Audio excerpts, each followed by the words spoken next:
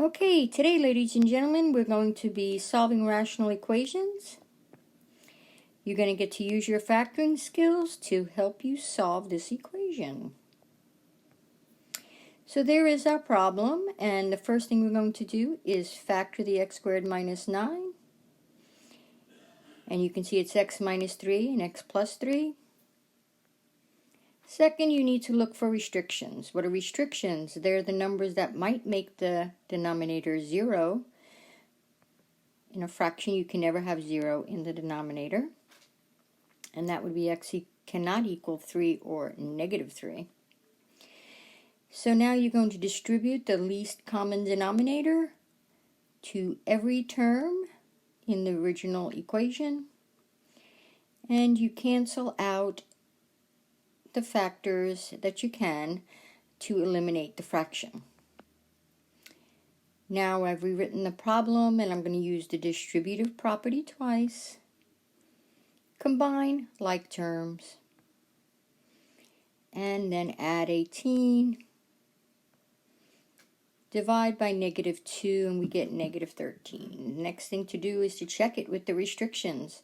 It is not a restricted value, so we can box it up and check it off. That is our solution.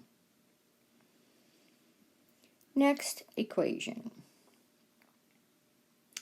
And again, we can see that there is something to be factored. So I factored that trinomial, rewritten the problem. Now you can check for restrictions. What's going to make the denominator 0?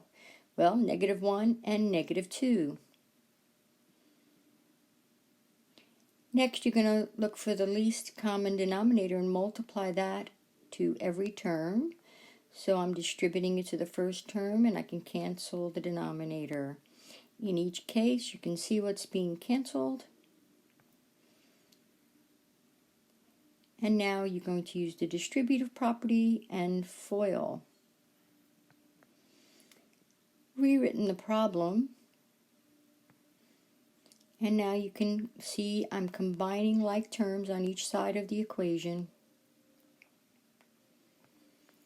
Now you're going to subtract x squared minus x, and you're going to add the 2 to the other side. So now you have a trinomial equal to 0. Again, you need your factoring skills.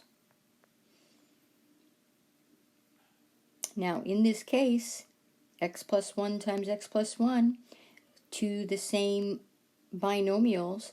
So if you set them equal to 0, you find out that x can be negative 1. Well, we need to check that with the restrictions, and it is a restricted value. It would make a denominator 0. No good. It's called an extraneous solution. So the actual answer is we have no solution to this problem.